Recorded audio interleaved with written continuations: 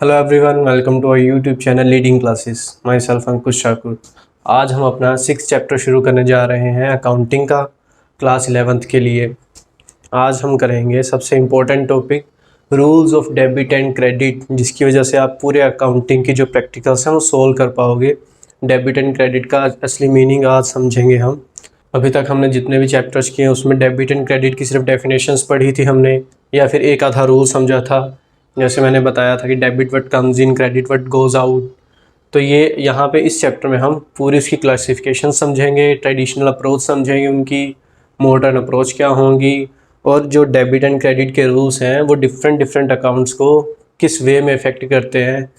जो debit and credit का जो मीनिंग है उन जो अकाउंट पे किस वे में इफ़ेक्ट करेगा। क्या पता डेबिट का मतलब एक्सपेंसेस भी हों, या डेबिट का मतलब कैश का आना हो, या फिर क्रेडिट का मतलब लाइबिलिटीज़ का बढ़ना हो, या फिर क्रेडिट का मतलब इनकम हो। तो ये सारे एस्पेक्ट जो हैं हम इस चैप्टर में समझेंगे। इसलिए ये चैप्टर बहुत ही ज़्यादा इंपॉर्टेंट हो जाता है, क्योंकि इसके बाद आने वाले जो चैप्टर्स हैं आपके, जैसे जर्नल हो गया, पोस्टिंग हो गया, उसकी लेजर हो गया, तो ये सारे चैप्टर्स इसी पे बेस्ड है, इस चैप्टर पे बेस्ड है। इस चैप्टर को अच्छे से समझ लोगे कि अकाउंट्स कौन कौन से होते हैं, उनकी क्लासिफिकेशंस क्या हैं, उनमें अमाउंट कैसे डेबिट करनी है, इसमें फॉर्मेट समझोगे सारे आप, तभी आप आगे चल के नेक्स्ट चैप्टर जो है हमारे जर्नल हो गया, लेजर हो गया, ट्रायल बैलेंस हो गया, या फिर और फाइनेंशियल स्टेटमेंट्स हैं, वो आप बना पाओगे, सोल्व कर पाओगे उनको। तो ये चैप्टर उन प्रैक्टिकल चैप्टर्स के लिए पूरा बैकबोन है, इसको समझना बहुत ज़रूरी है। तो आइए शुरू करते हैं आज का चैप्टर हम। सबसे पहले अकाउंट क्या होता है, अकाउंट का मीनिंग समझते हैं। Record of transactions with amount in a specific format with both the aspect of debit and credit is known as account। इसका मतलब है हम जो भी एक ट्रांजैक्शन रिकॉर्ड करते हैं, जो मॉनेटरी ट्रांजैक्शंस होते हैं, उसको मेजर करने के बाद मॉनेटरी टर्म्स में जब उसे रिकॉर्ड करने की बारी आती है तो क्या करते हैं, उसकी जो अमाउंट होती है ना, एक स्पेसिफिक फॉर्मेट बना लेते हैं अकाउंट का, उस पूरे अच्छे से उसको, जैसे इस तरह में ये फॉर्मेट है अकाउंट का, एक प्रॉपर बुक पे, या फिर आप आजकल जैसे कंप्यूटर्स में रिकॉर्ड मेंटेन करते हैं तो उसका एक स्पेसिफिक फॉर्मेट बन जाता है। एक्सेल में जैसे रिकॉर्ड करते हैं तो MS एक्सेल या उसमें पहले से भी बने आते फॉर्मेट, आप अपने अकॉर्डिंग, अपने अकाउंटिंग या अपने बिजनेस के अकॉर्डिंग फॉर्मेट बना लेते हो। जैसे ये फॉर्मेट है, तो इस फॉर्मेट को बनाने के बाद आप फिर जो अकाउंट में जो ट्रांजैक्शंस रिकॉर्ड करनी होती है वो उसका नेचर लिखते हो कि वो ट्रांजैक्शंस किस चीज़ से रिलेटेड है, और उसके सामने उसकी अमाउंट डालते हो स्पेसिफिक साइड में, उस फॉर्मेट में कि किस साइड में डेबिट डालनी है अमाउंट, या क्रेडिट डालनी है, दोनों साइड डालनी है, तो किस वे में अमाउंट डालनी है वो लिखते हो। तो ये जो सारा फॉर्मेट है, इसमें ट्रांजैक्शंस को रिकॉर्ड करना और उनकी अमाउंट लिखना स्पेसिफिक साइड पे, ये अकाउंट कहलाता है। ये पूरा ये अकाउंट का हेड है, ये हमने अकाउंट का नाम लिख दिया ऊपर, और ये पूरा फॉर्मेट है अकाउंट का। अब इसमें क्या है कि जो अकाउंट है, ध्यान से देखो आप, सिर्फ रेड लाइन को कंसीडर करो आप। तो ये रेड लाइन क्या है, टी शेप में है। ये जो रेड लाइन है मैंने बनाया है, ये टी शेप में है। सारे जितने भी अकाउंट्स रहते हैं वो सारे टी शेप में रहते हैं, मतलब एक सीधी लाइन खींच ली, हॉरिजॉन्टल लाइन खींच ली, उसको बीच में से वर्टिकली डिवाइड कर दिया हमने इक्वल पार्ट्स में, तो वो टी शेप में अकाउंट रहेंगे। एक लेफ्ट हैंड साइड रहेगी और एक राइट हैंड साइड रहेगी। अब आप ऊपर देख रहे होंगे, ये ब्लू कलर से मैंने लिखे हुए हैं, ये डेबिट और क्रेडिट के सिंबल है जो DR और CR से डिनोट किए जाते हैं। तो मतलब क्या है कि लेफ़्ट हैंड साइड जो है फॉर्मेट की अकाउंट के, वो डेबिट साइड बोली जाती है, और जो राइट हैंड साइड है वो क्रेडिट साइड मानी जाती है। तो इसमें क्या है, आप देखो कि जो टी शेप का अकाउंट है, इसके लेफ़्ट हैंड साइड भी 4 कॉलम्स हैं और राइट हैंड साइड भी 4 कॉलम्स हैं, मतलब इक्वल पार्ट्स हैं। 4 पार्ट्स लेफ़्ट साइड है और 4 ही पार्ट्स राइट साइड में हैं। उसके बाद ये चारों पार्ट जो लेफ़्ट साइड में है, सेम वही चारों पार्ट राइट साइड में भी हैं, कोई चेंज नहीं दोनों में। जैसे यहाँ पे पहला है डेट, लेफ़्ट साइड में फर्स्ट पार्ट होगा डेट, तो राइट साइड में भी रेड लाइन के बाद राइट साइड में फर्स्ट पार्ट होगा डेट। सेकंड पार्ट होगा पर्टिकुलर्स राइट साइड में, यहाँ भी लेफ़्ट साइड में सेकंड पार्ट होगा पर्टिकुलर्स। थर्ड पार्ट होगा JF का, यहाँ भी थर्ड पार्ट होगा JF का। यहाँ पे फोर्थ पार्ट होगा जो है अमाउंट का, यहाँ पे फोर्थ पार्ट होगा आपका अमाउंट का। दोनों क्या है, सिमिलर चल रहे हैं। जो लेफ़्ट साइड में जैसे क्रोनोलॉजी चल रही है, जैसे सीक्वेंस चल रही है इनकी, पहले डेट, फिर पर्टिकुलर्स, फिर JF, फिर अमाउंट, उसी तरह राइट हैंड साइड में भी डेट, पर्टिकुलर्स, JF, अमाउंट। तो ये हो गया फॉर्मेट आपका अकाउंट का फॉर्मेट कैसे रहता है। ये हमने जैसे लिख दिया कैश अकाउंट, तो मतलब हम ये जो नेम ऊपर लिखा है ये स्पेसिफाई करेगा कि हम कौन सा अकाउंट बना रहे हैं, उसका नाम क्या है। यहाँ कैश अकाउंट लिखा है तो ये कैश अकाउंट है। ऊपर फर्नीचर अकाउंट लिख देंगे तो फर्नीचर अकाउंट बन जाएगा, या किसी पार्टी का नाम लिख देंगे तो उसका अकाउंट बन जाएगा। जो भी हम नाम लिख देंगे ऊपर जिसका, तो वो उसका अकाउंट जो है स्पेसिफाई करेगा कि उस चीज़ से रिलेटेड है ये अकाउंट। यहाँ कैश है तो ये अकाउंट सारा जो फॉर्मेट है ये कैश से रिलेटेड है। यहाँ तक आपको समझ आ गया फॉर्मेट क्या है। अब नेक्स्ट जानते हैं कि डेट क्या है। जो डेट है उसमें हम वो डेट नोट करते हैं जिस डेट को हम ट्रांजैक्शन को रिकॉर्ड कर रहे हैं। मान लो हमने 1 जनवरी को यहाँ पे ट्रांजैक्शन को रिकॉर्ड किया है, तो हम वहाँ पे लिखेंगे 1 जनवरी 2023 को किया तो 23 को लिखेंगे। तो ये डेट स्पेसिफाई करती किस डेट को हमने ट्रांजैक्शन को रिकॉर्ड किया था अकाउंट में। उसके बाद पर्टिकुलर्स, मैंने जब अकाउंटिंग इक्वेशन कराई थी उसमें जो फॉर्मेट बनाया था उसमें एक सीरियल नंबर के बाद सेकंड जो फॉर्मेट बनाया था मैंने ट्रांजैक्शंस का बनाया था कि उसमें ट्रांजैक्शंस लिखी जाती थी, कौन सी ट्रांजैक्शंस। उसके बाद उनकी जो इक्वेशंस में एसेट्स और लाइबिलिटीज़ में अमाउंट लिखते थे। इसी तरह पर्टिकुलर्स भी वही है कि डेट लिखने के बाद हम ट्रांजैक्शन यहाँ पर पूरी ट्रांजैक्शन लिखते कि जैसे ट्रांजैक्शन थी ना, purchased goods worth ₹20,000 for cash, मतलब मैंने 20,000 रुपये की कैश में गुड्स परचेज़ की। तो यहाँ पूरी ट्रांजैक्शन लिखेंगे हम, बस उसका एक स्पेसिफिक फॉर्मेट एक शॉर्ट फॉर्म में उसको डिस्क्राइब करेंगे ताकि हमें ये पता लग जाए कि ये ट्रांजैक्शन किस चीज़ से रिलेटेड है। यहाँ पे हमने जैसे परचेज़ की थी, purchase goods worth ₹20,000 for cash, तो हम यहाँ पे लिखेंगे परचेज्ड गुड्स ऑन कैश या परचेज गुड्स फॉर कैश, इतना लिखेंगे यहाँ पे, काम खत्म। उसके बाद यहाँ पे अमाउंट डाल देंगे उसकी कि 20,000 रुपये की हमने गुड्स परचेज की थी, ये उसकी ट्रांजैक्शंस थी। अब जेएफ में जनरल फोलियो, इस जेएफ का मतलब होता है, अब ये जो थर्ड कॉलम है ये होता है जर्नल फोलियो का। इसमें क्या होता है, जर्नल फोलियो है जर्नल पेज नंबर। जर्नल जो हम जर्नल बुक आगे चल के पढ़ेंगे बनाएंगे, जर्नल पेज नंबर लिखा होता है इसमें, इसको जर्नल फोलियो बोलते हैं। तो इसमें पेज नंबर क्या लिखा होता है, जैसे हम पहले मैंने बताया था जितने भी हम ट्रांजैक्शंस रिकॉर्ड करते हैं अकाउंटिंग की वो जर्नल में करते हैं। जितने पूरे मंथली बेसिस हो चाहे पूरे अकाउंटिंग पीरियड की हो, एक सारी ट्रांजैक्शंस नोट डाउन करेंगे। तो जब हम उनको आगे पोस्टिंग करते हैं, अकाउंट्स बनाते हैं, लेजर अकाउंट्स बनाते हैं इस तरह के, जब उसमें पोस्टिंग करते हैं हम, ये तो है नहीं हम याद रखेंगे कि अगर पूरे जर्नल में 1000 ट्रांजैक्शंस हैं, हम याद रख लेंगे कि कौन से पेज में कौन सी ट्रांजैक्शंस होगी, हमें नोट डाउन करनी होगी। अब हमें कैश अकाउंट बनाना है तो उसमें से हमें कैश ट्रांजैक्शंस देखनी है कि सबसे पहली कैश ट्रांजैक्शंस कौन से डे पे हुई होगी, कौन से पेज नंबर पे होगी। तो जर्नल पे हम जब कैश ट्रांजैक्शंस देखेंगे तो जिस पेज पे कैश ट्रांजैक्शन होगी नोट की होगी, सपोज करो कि उस पर थर्ड पेज नंबर जो होगा जर्नल का, कई ट्रांजैक्शन के बाद जो थर्ड पेज आएगा उसमें पहली कैश की ट्रांजैक्शंस होगी, तो वो हम कैश की ट्रांजैक्शन नोट करेंगे, फिर डेट लिखेंगे कि किस डेट को वो है ट्रांजैक्शन जो है एंटर की गई थी जर्नल में, तो वहाँ यहाँ डेट डालेंगे। यहाँ पे ट्रांजैक्शन की जो है स्पेसिफिक फॉर्मेट लिखेंगे, किस चीज़ से रिलेटेड है वो ट्रांजैक्शन, और जो किस पेज पे वो प्रेजेंट थी जर्नल के ट्रांजैक्शन जहाँ से हमने पिक करके उठा के यहाँ पे पोस्ट की है, तो वो पेज नंबर यहाँ पे जर्नल फोलियो में लिखा जाता है।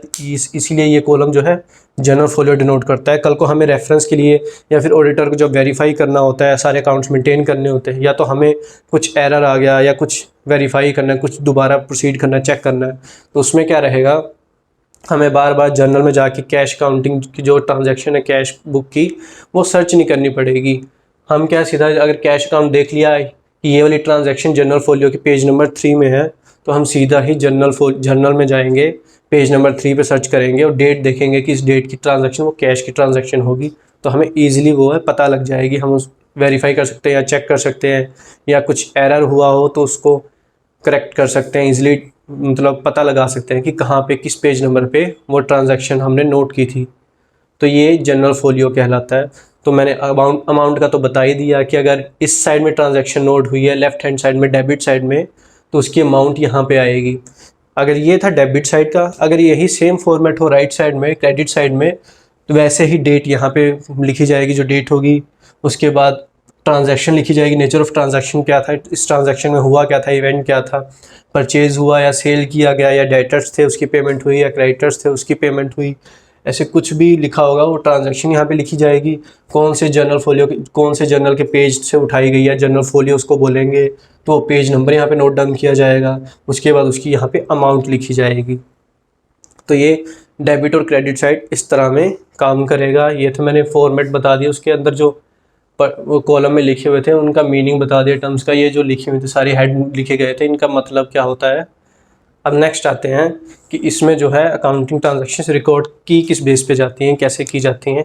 अब जैसे हमने ये कैश अकाउंट बनाया, कैश अकाउंट कर रहे हैं, तो कैश अकाउंट में जो है डेबिट क्रेडिट रूल्स का यहाँ पे एक रूल तो यही पता है हमको कि कैश अकाउंट के मतलब क्या है।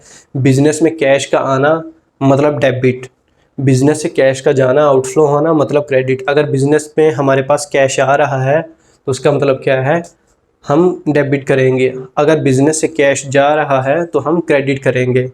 तो इसमें क्या है, कैश में क्या रहेगा, debit what comes in, credit what goes out. जो आएगा हमारे पास डेबिट होगा कैश, उसे डेबिट करेंगे, जो जाएगा हमसे उसे क्रेडिट करेंगे, राइट हैंड साइड में लिखेंगे। तो ये एक रूल था। इसका मतलब ये नहीं कि हर अकाउंट के लिए यही रूल जो एप्लीकेबल रहेगा, या फिर यही इसका मीनिंग यही रहेगा। जो हमारे पास बिज़नेस में आ रहा है मतलब बिज़नेस को कुछ बढ़ा रहा है, बिज़नेस से आउटफ्लो हो रहा है, तो बिज़नेस की कुछ एसेट या लायबिलिटी कुछ भी कम कर रहा है। ये सिर्फ कैश अकाउंट के लिए मैंने बताया है, क्योंकि ये डेबिट और क्रेडिट के जो मीनिंग है ना, डिफरेंट अकाउंट के लिए डिफरेंट रोल प्ले करेंगे कि उनका नेचर क्या रहेगा, अकाउंटिंग में किस तरह से अकाउंट को इफ़ेक्ट करेंगे, उनके अमाउंट को डिक्रीज़ करेंगे या फिर इंक्रीज़ करेंगे। जो भी है वो हम नेक्स्ट जो हम क्लासिफिकेशन करेंगे उसको सारा क्लियर हो जाएगा इस चैप्टर में। तो हम समझ चलते हैं, प्रैक्टिकल सोल्व करते हैं, उससे समझते हैं कि और भी इसमें टर्म्स है जो कैसे रोल प्ले करती हैं, क्या क्या काम होता है इसमें। सपोज़ मैंने यहाँ पे एक ट्रांजैक्शन लिखी मैंने 1 अप्रैल 2023 को मैंने ट्रांजैक्शन यहाँ पे हुई होगी, उसको मैंने नोट किया, पोस्ट किया इसमें कैश अकाउंट में। वो थी सेल्स के रिगार्डिंग, मैंने सेल्स की थी उस दिन में। सेल्स कितने की थी मैंने, 50,000 रुपये की मैंने जो सेल्स की। उसके बाद क्या है, मैंने फिर जो कुछ दिन बाद दूसरी ट्रांजैक्शन नोट डाउन की होगी, वो मैंने सेल्स की थी, मेरे पास रेवेन्यू आया। मैंने कुछ सामान जो है क्रेडिट पे परचेज़ किया होगा, मेरे पे क्रेडिटर्स होंगे, तो मैंने क्रेडिटर्स की पेमेंट की होगी। यहाँ पे क्रेडिटर्स लिख देता हूँ मैं कि क्रेडिटर्स की जो ट्रांजैक्शन क्रेडिटर से रिलेटेड है, यहाँ पे मैंने लिख दिया क्रेडिटर्स। ये मैंने की होगी ट्रांजैक्शन, सपोज करो 11 अप्रैल 2023, 11 अप्रैल 2023 को मैंने की ट्रांजैक्शन। उस पर मैंने पेमेंट कर दी 30,000 की। यहाँ जनरल फोलियो अब लिख देता हूँ मैं, पेज नंबर 2 से ली गई थी, ये पेज नंबर 3 से ली गई होगी ट्रांजैक्शन, तो वो मैंने लिख दी। उसके बाद नेक्स्ट मैं नोट डाउन करता हूँ ट्रांजैक्शन 1 मई 2013। इस दिन क्या था, मेरे पास डेटर्स की पेमेंट आई थी। डेटर्स हमारे क्या होते हैं, एसेट्स होते हैं। पेमेंट आएगी तो इनफ्लो होगा कैश का। ये पेज नंबर 5 से उठाई मैंने। तो डेटर्स पे क्या है, मैंने लिख दिया, मैंने 60,000 की पेमेंट रिसीव हुई मुझे, मैंने डेटर्स लिख दिए। ये सेल्स की होगी, डेटर्स की होगी। अब यहाँ एक और ट्रांजैक्शंस लिख देते हैं। कैश जो है आउटफ्लो हुआ होगा किसी तरीके से, मैंने परचेजेस की होंगी। 10 मई को मैंने परचेजेस की होंगी। इसका भी जनरल जो लिख देता हूँ मैं, जनरल फोलियो 5th पेज पे था, इस पर मैंने परचेजेस की होंगी। परचेजेस मैंने बताया था जब कैश में परचेजेस होती हैं तो क्या एक्सपेंसेस होते हैं, तो कैश का आउटफ्लो होता है। उसमें मैंने परचेजेस की होंगी 40,000 की। अब देखो, अब इनका जब टोटल करेंगे तो डेबिट में मैंने क्या बोला था, जब हमारे पास कैश आ रहा है बिजनेस में तो डेबिट करते हैं उसको। जब बिजनेस से कैश जा रहा है तो उसे क्रेडिट करेंगे। Debit what comes in, credit what goes out. अब हमारे पास क्या है, जो डेबिट साइड में है 50,000 प्लस 60,000, हमारे पास कितने आए हैं, 1,10,000 आए हैं। और हमारे हमसे कैश आउटफ्लो कितना हुआ है, 30,000 प्लस 40,000, 70,000। अब जो कैश गया हमारे पास वो गया है 70,000। अब जो इनफ्लो हुआ है, आया है, वो है 1,10,000। मतलब हमारे पास इनफ्लो ज़्यादा हुआ है कैश का और आउटफ्लो क्या है, कम हुआ है। तो ये हमेशा जो कैश अकाउंट में क्या रहता है, आपके पास जो इनफ्लो वाला साइड रहेगा नॉर्मल केसेस में, डेबिट साइड हमेशा क्रेडिट से बड़ी ही रहती है। या फिर क्या रहती है, डेबिट साइड जो है क्रेडिट से इक्वल, इसके इक्वल हो जाएगी, दोनों सेम हो जाएंगी, अमाउंट नील हो जाएंगी। लेकिन क्रेडिट साइड क्या है कैश अकाउंट में, डेबिट साइड से ज़्यादा नहीं होनी चाहिए, ज़्यादा नहीं होगी, क्योंकि हमारे पास जो कैपिटल थी मैंने बताया था बिजनेस में 20,000, अगर आपने यहाँ इस केस के हिसाब से आप 2 लाख समझ लो, 2 लाख जो हमने इन्वेस्टमेंट की थी उसी से एक्सपेंसेस इनकर करेंगे, वही हमारे पास कैश था, उसी से आ रहा है, उसी से जा रहा है, फर्स्ट काउंटिंग पीरियड था हमारा। तो हमारे पास अगर 2 लाख कैश होगा, 2 लाख, हम 2 लाख का ही कैश जो है स्पेंड कर पाएंगे, ये तो नहीं ना 2 लाख का कैश होगा तो हमने जो हमारी जो एक्सपेंसेस है कैश का आउटफ्लो होगा वो हम 3 लाख शो कर देंगे, जितने हमारे पास पैसे होंगे हम मैक्सिमम उतना ही करेंगे। तो अगर 2 लाख का पूरा कैश का हमारा लेन देन है तो 2 लाख अगर डेबिट हुआ तो मैक्सिमम 2 लाख ही क्रेडिट हो सकता है, ये नहीं कि 3 लाख क्रेडिट हो जाएगा। तो कैश, ये सिर्फ कैश काउंट के बेसिस में कि कैश काउंट की जो कैश अकाउंट की जो अमाउंट है हमेशा इक्वल रहेगी मैक्सिमम केसेस में, या तो फिर डेबिट साइड जो है ग्रेटर देन क्रेडिट साइड रहेगी। तो ये हम जो प्रैक्टिकल्स करेंगे तब आपको और ज़्यादा क्लियर हो जाएगा। तो यहाँ मान के चलो कि ये इसकी डेबिट की टोटल साइड हो गई 1,10,000, क्रेडिट की होगी 70,000। अब इसमें क्या डेबिट साइड बड़ी है, तो ये जो मैंने दो कॉलम बनाए हैं ये क्या है, ये टोटल को शो करते हैं कि जो मैंने ये टी शेप का ये वाला अमाउंट इसका टोटल, ये टी शेप का राइट साइड वाला अकाउंट इसका टोटल। तो इस टोटल में कौन सी अमाउंट पुट करनी रहती है, इन दोनों में से जो बड़ी हो, जिसका टोटल बड़ा हो जिस साइड का, वो टोटल दोनों साइड पोस्ट किया जाता है सेम अमाउंट को। तो यहाँ क्या है 1,10,000 रुपये बड़ा है, यहाँ 70,000, तो हम क्या लिखेंगे 1,10,000 मतलब 10,000 दोनों साइड में हम डाल देंगे, पोस्ट कर देंगे, क्योंकि ये अमाउंट बड़ी थी। अब क्या था, ये अमाउंट तो पूरी बैलेंस है यहाँ पे, क्योंकि सेल्स 50,000, डेटर 60,000, इन्होंने कंप्लीट कर दिया 1,10,000, यहाँ पे कोई एडजस्टमेंट तो होनी नहीं।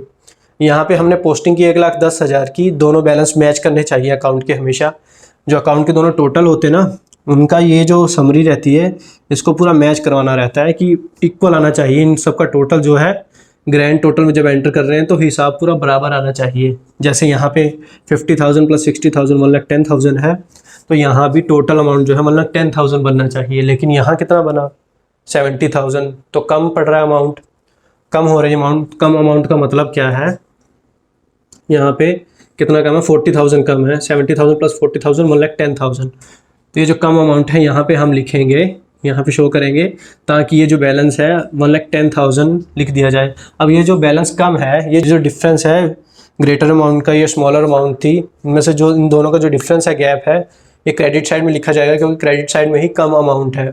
तो इसको क्या शो करते हैं, इसको शो किया जाता है बैलेंस कैरीड डाउन।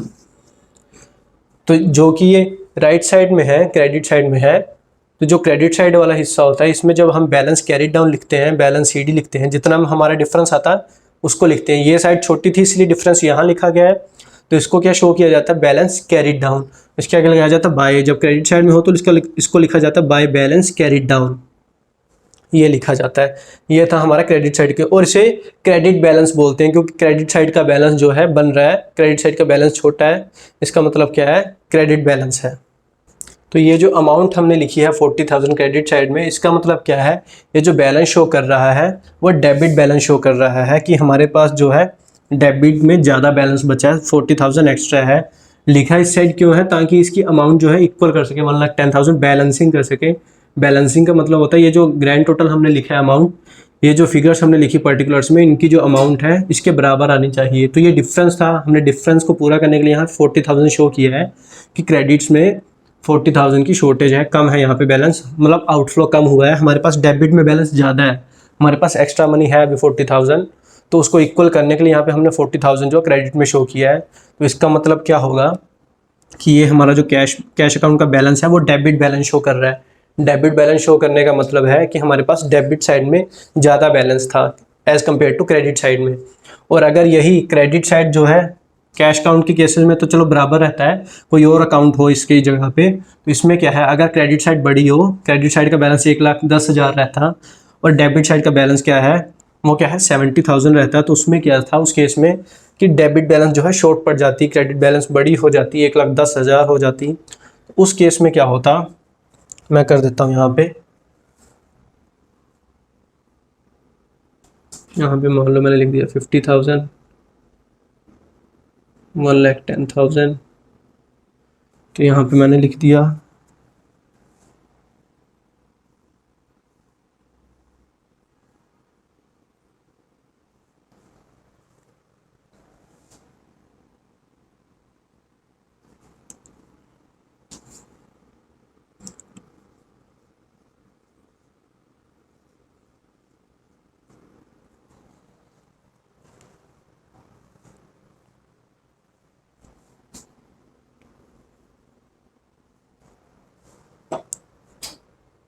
अब देखो, अब मैंने चेंज कर दिया अमाउंट, जो फिगर्स जो है चेंज कर दिए। 60,000 मैंने क्या कर दिया है, इसको जो है क्रेडिटर्स 50,000, परचेज कर दी 60,000।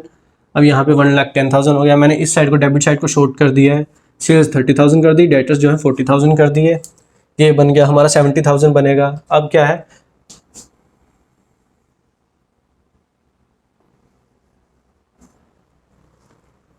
मैं ये सिर्फ समझने के लिए बता रहा हूँ, क्योंकि कैश अकाउंट में ऐसा नहीं होगा कि डेबिट साइड जो है छोटी रह जाए, क्रेडिट साइड बड़ी हो जाए। तो ये सिर्फ समझाने के लिए मैं आपको बता रहा हूँ। चाहे इसको इग्नोर कर दो एक बार के लिए कि कैश अकाउंट है, या और अकाउंट सोच के चलो आप, कोई और अकाउंट मैंने बनाया है। तो इसमें क्या है, सेल्स जो है 30,000 है, डेटर्स जो है 40,000 है, क्रेडिटर्स 50,000 एंड परचेजेज 60,000 है। अब ये साइड बड़ी हो गई 1,10,000, इसकी तो बैलेंसिंग प्रॉपर हो गई, इसमें एडजस्टमेंट करने की ज़रूरत नहीं है। ये साइड बड़ी है तो ये दोनों साइड हमने बैलेंस लिख दिया। अब मान लो ये साइड छोटी है, तो इसमें कितना डिफरेंस आएगा, 70,000 है, टोटल कितना है 1,10,000। तो यहाँ पे 40,000 की शॉर्टेज है जो, वो हम बैलेंस लिख देंगे। यहाँ पे लिखा जाएगा सेम बैलेंस कैरिड डाउन, लेकिन यहाँ पे हमने क्रेडिट साइड में क्या लिखा था, by balance carried down. Credit side में यूज़ होता है by balance carried down, debit side में यूज़ होगा to balance carried down. Debit side में यूज़ होगा टू बैलेंस कैरिड डाउन, ये आपको समझना। बाकी बैलेंस कैरिड डाउन सेम ही रहेगा। कैरिड CD का मतलब होता है कैरिड डाउन, जो हम बैलेंस आगे लेके जाएंगे, नेक्स्ट काउंटिंग पीरियड में लेके जाएंगे। ये अगर मंथली बेसिस पे है तो जो नेक्स्ट मंथ जो हम बैलेंस लेके जाएंगे, फॉरवर्ड करेंगे, तो उसे हम कैरिड फॉरवर्ड लिखते हैं, चाहे क्रेडिट में हो चाहे डेबिट में हो। बस डेबिट में 2 वर्ड लगता है, क्रेडिट साइड में लिखा हो तो बाय वर्ड लगता है। तो ये क्या 40,000 जो है बैलेंस पूरा हो गया, 30,000 प्लस 40,000, 70,000 प्लस 40,000, 1,10,000। तो ये लिखा गया इसमें, मतलब कि इस साइड का बैलेंस जो है कम था, उसको बैलेंस ही करने के लिए यहाँ पे हमने ये लिख दिया 40,000 टू बैलेंस कैरिड डाउन। अब इसका मतलब क्या हुआ, यहाँ पे बैलेंस कम था, मतलब डेबिट में बैलेंस कम था, क्रेडिट में ज़्यादा था। तो ये बैलेंस क्या शो करेगा ओवरऑल अकाउंट का, कि ये क्रेडिट बैलेंस है, ये मतलब क्रेडिट का बैलेंस है, क्योंकि क्रेडिट में शो हो रहा था 40,000, या यूँ समझ लो आप क्रेडिट के पास ज़्यादा पैसे थे, इसको क्रेडिट के बराबर दिखाने के लिए इसमें बस बैलेंस ऐड किया गया, डिफरेंस ऐड कर दिया गया, शो किया गया कि इतने से मैं कम चल रहा हूँ। तो मतलब क्रेडिट जो है ग्रेटर लेवल पे है, क्रेडिट का जो है अमाउंट जो है हाईएस्ट है डेबिट की as compare to debit balance, तो वो क्रेडिट का बैलेंस डिनोट किया जाएगा। अगर सिंपल वे में समझो आप, जिस साइड की अमाउंट बड़ी है उसी साइड का बैलेंस बोला जाएगा। क्रेडिट साइड बड़ी है तो वो क्रेडिट बैलेंस कहलाएगा। अभी जो मैंने इससे पहले मैंने जो डेबिट के बारे में समझाया था, उस साइड क्रेडिट में अमाउंट लिखी थी तो डेबिट बैलेंस बड़ा था, तो वो डेबिट का बैलेंस माना गया था। जिस साइड की अमाउंट बड़ी होगी उसी का बैलेंस माना जाएगा। डिफरेंस ना देखो किस साइड लिखा गया है, डिफरेंस डेबिट में लिखा गया तो ये डेबिट बैलेंस नहीं हुआ, ये क्रेडिट बैलेंस हुआ। डिफरेंट क्रेडिट साइड में लिखा जाएगा तो वो डेबिट बैलेंस होगा कैश के अकाउंट में, कैश अकाउंट के बेसिस पे। बाकी डिफरेंट नेचर के अकाउंट में जैसे होगा, ये इस तरह से बैलेंस जो है बोला जाएगा। तो ये आपको मैंने बताया कि टू बैलेंस कैरी डाउन और बाय बैलेंस ब्रॉट डाउन का मीनिंग क्या रहता है। इसके बाद क्या करते हैं, ये तो बन गया, मान लो हमारा अकाउंट बन गया, हमने डिफरेंस भी लिख दिया, to balance carry down by balance carry down.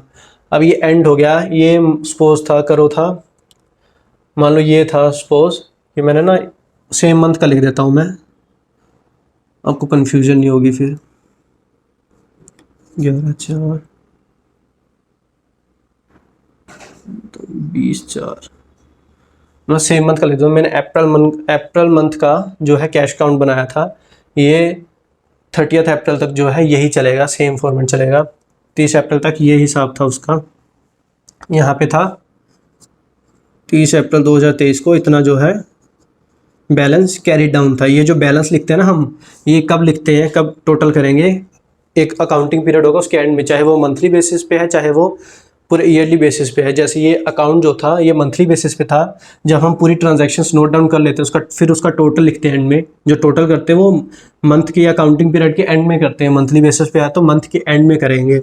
उसके बाद जो डिफरेंस आएगा वो हम यहाँ पे लिखेंगे। जैसे यहाँ पे आया तो टू बैलेंस कैरी डाउन, इस साइड आया तो बाय बैलेंस कैरी डाउन लिखेंगे हम, क्या है, मंथ के एंड पे या फिर अकाउंटिंग पीरियड जो भी फॉलो किया जा रहा है उसके एंड में। तो ये एंड में आएगा, यहाँ पे ये मंथ खत्म हो गया 30 अप्रैल 2023 का, ये टू बैलेंस कैरी डाउन लिख दिया। अब क्या है, जो नेक्स्ट यही कैश अकाउंट बनेगा नेक्स्ट मंथ के लिए बनेगा, तो उसमें क्या है, ये जो बैलेंस हमने लिखे थे जो कम थे बैलेंस कैरी डाउन या फिर ब्रॉट डाउन थे, ये नेक्स्ट मंथ में जो है लिखे जाएंगे। अब उनको कैरी डाउन नहीं लिखा जाएगा, एज इट इज़ नहीं लिखा जाएगा। जैसे ये टू बैलेंस कैरी डाउन था तो टू बैलेंस कैरी डाउन नहीं लिखा जाएगा, या फिर बाय बैलेंस कैरी डाउन था तो सिर्फ बाय बैलेंस कैरी डाउन नहीं लिखा जाएगा। तो मैं बताता हूँ आपको लिखना किस बेसिस पे है वो, इसको मैं इरेज कर देता हूँ। तो जैसे ये नेक्स्ट अकाउंटिंग पीरियड का कैश काउंट है, इसमें मैंने बना लिया।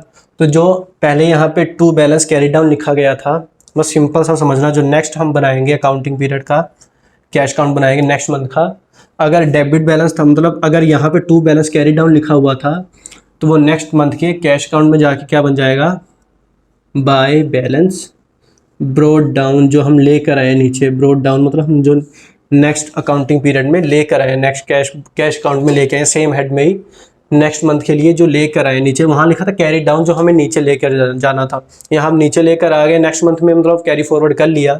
तो अब जब हम उसे लिखेंगे उसे हम ब्रोड डाउन करके लिखेंगे, मतलब टू का बैलेंस हम बाय साइड में पोस्ट करेंगे नेक्स्ट अकाउंटिंग पीरियड में। जो टू बैलेंस कैरी, यहाँ जो टू बैलेंस कैरी डाउन था उसको हम लिखेंगे बाय बैलेंस ब्रोड डाउन। और अगर यहाँ पे जो बैलेंस दिया होता, जो लिखा था बाय बैलेंस कैरी डाउन, उसको हम लिखेंगे टू बैलेंस ब्रोड डाउन। और जो अमाउंट थी यहाँ लिखी होगी यहाँ पे लिख देंगे। अगर इस साइड का बैलेंस था 40,000, अगर इस साइड का था तो ये जो अमाउंट थी हम यहाँ पे लिख देंगे, यहाँ पे लिखा जाएगा वो इतना कम था बैलेंस। तो जो यहाँ पे जो स्टार्टिंग होगी मंथ की वो लिखेंगे, क्योंकि ये सबसे पहले जो लास्ट मंथ का बैलेंस था वो लेके आए थे। जो अकाउंटिंग पीरियड की स्टार्टिंग होगी वो पहली ट्रांजैक्शन होगी, यही लिखी जाएगी। मान लो यहाँ 5th मंथ की हमने ट्रांजैक्शन नोट करनी है, ये उसकी होगी। अगर इस साइड बैलेंस आया तो यहाँ भी फर्स्ट डेट को ही लिखा जाएगा। इन दोनों में से कोई एक ही लिखी जाएगी, दोनों नहीं लिखी जाएगी। अगर आप सोच रहे हो कि मैंने दोनों लिख दी तो दोनों ही नोट की जाएंगी।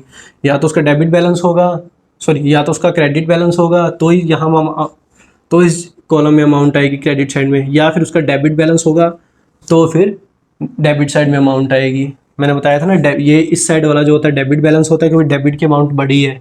इस साइड वाला क्या है, क्रेडिट बैलेंस होता है क्योंकि क्रेडिट की अमाउंट बड़ी है। तो जो प्रीवियस अमाउंट वाले हम कैरेट डाउन लिखते हैं ना, जैसे ये कैरेट डाउन था, डेबिट साइड पे लिखा हुआ था, ये कैरेट डाउन था, उसको नेक्स्ट ईयर का जब बनाते हैं ना उसको ऑपोजिट साइड में नोट करते हैं। ये कैरेट डाउन यहाँ के ब्रोड डाउन बन गया, ये कैरेट डाउन यहाँ के ब्रोड डाउन बन गया। बस इतना, यहाँ का टू बैलेंस कैरेट डाउन यहाँ बाय बैलेंस ब्रोड डाउन हो जाएगा, यहाँ का बाय बैलेंस कैरेट डाउन यहाँ पे टू बैलेंस ब्रोड डाउन हो जाएगा। तो मैंने बता दिया क्यों होता है ब्रोड डाउन। ये बैलेंस जो गैप रहता है उसे हम लिखते हैं, जो डिफरेंस रहता है। ये लिखने के बाद उसके बाद फिर सेम उसी फॉर्मेट से जो कैश काउंट हमने अभी बनाया था फिर वैसे ही चल पड़ेगा। वैसे अमाउंट्स नोट डाउन की जाएंगी, मंथ के एंड में टोटल किया जाएगा, फिर जो डिफरेंस आएगा फिर यहाँ पे लिख दिया जाएगा।